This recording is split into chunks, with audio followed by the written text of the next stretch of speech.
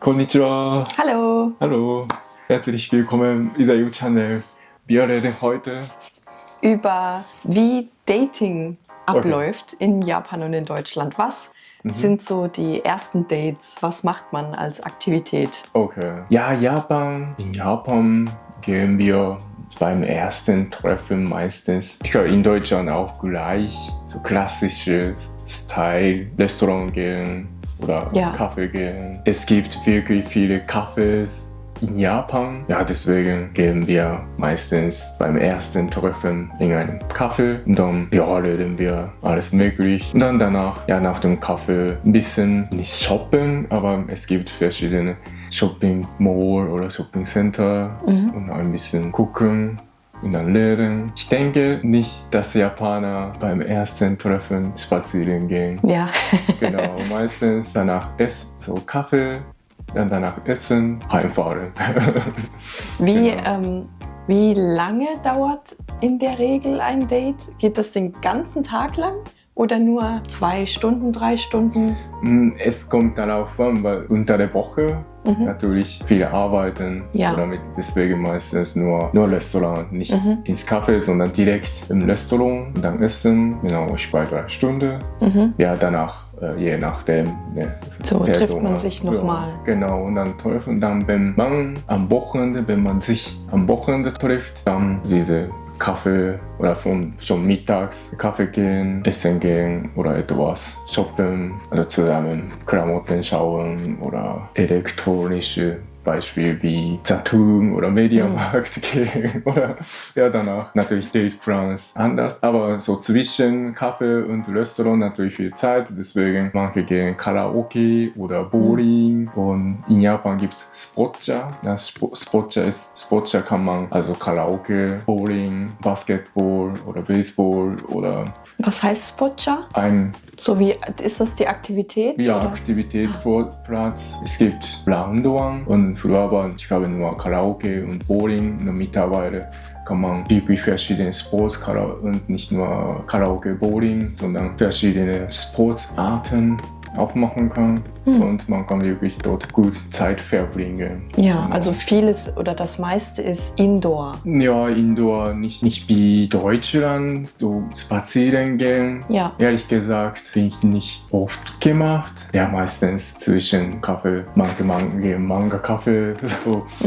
Dann muss man nicht viel, wenn man beide Manga mag, dann geht man einfach in Manga-Kissa und dann einfach zusammen Manga lesen. Dann kann man reden. Also Manga-Kissa ist wie ein nicht unbedingt Café, sondern man kann dorthin gehen und sich die Bücher aussuchen und dann hat man einen extra Raum. Ja, genau. Ja, wie ein getrennter privater Raum für 2. Dann bezahlt man 10 Euro oder 20 Euro für Stunde, 2 Stunden, 3 Stunden. Oder es gibt natürlich Paket, 15 Euro für 5 Stunden oder 20 Euro für 5 Stunden. Dann kann man All-You Can Drink, verschiedene Drink, Cola, Fanta oder sogar Softcreme oder Eiscreme kann man auch. Dann kann man gut wirklich verschiedene Manga oder Zeitschrift oder Zeitung, da kann man lesen, deswegen. Und manchmal ist da auch ein Fernseher, wo man Serien schauen kann, gell? Oder ist das Manga-Kissa oder ist das etwas anderes dann? Ich glaube Manga-Kissa. Ja. Genau. Also kann man auch Filme aussuchen. Genau, Ja. verschiedene schauen oder kann man natürlich Internet auch benutzen oder PC auch benutzen, meistens ein kleines Zimmer.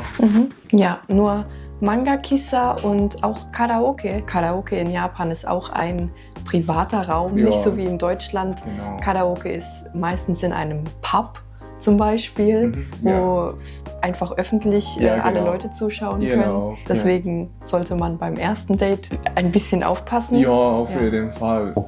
Manche Leute wollen einfach Karaoke gehen. Manga-Kissa vielleicht selten, aber ja, Frauen müssen auf jeden Fall aufpassen. Ja. Das ist wirklich privat, wie in eigenen Wohnung. Deswegen muss man aufpassen. Ja, genau. Vielleicht nicht beim ersten Date, sondern Ja, zweites Mal, drittes drittes Mal Date. oder wenn man vertraut sich so anderen Leuten, dann bestimmt, das ist gut. Ja. Aber ja, ich denke, ich habe daran ein bisschen gedacht, dass ich ein paar Mal, weiß es nicht, wann ich Karaoke-Date gemacht habe. Aber wenn ich daran denke, fühle ich mich sehr peinlich, weil obwohl ich sie oder nicht so gut gekannt habe, habe ich trotzdem vor ihr gesungen.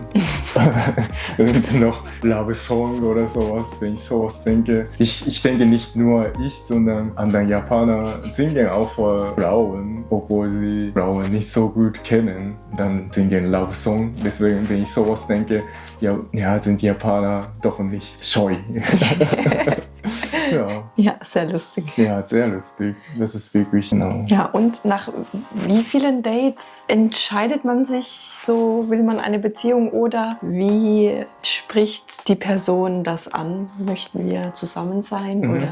Ja, natürlich, es kommt auf Person an, aber meistens drittes Mal reden wir darüber, ob wir zusammen oder meistens Männer sagen, ich mag dich, deswegen möchte ich mit dir zusammen sein oder eine Beziehung haben, dann meistens zusammen. Okay, natürlich, manche Leute sagen nicht, ja, ich dachte oder ich denke schon, wir sind zusammen. Aber bei Japanerinnen weiß ich nicht, aber bei Japanern muss man wirklich aufpassen, weil wenn ihr nicht darüber redet, oder nicht darüber redet, denken Japaner sofort Beziehung, sondern solche wie Freundschaft plus oder sowas. Deswegen muss man unbedingt darüber reden. Ja.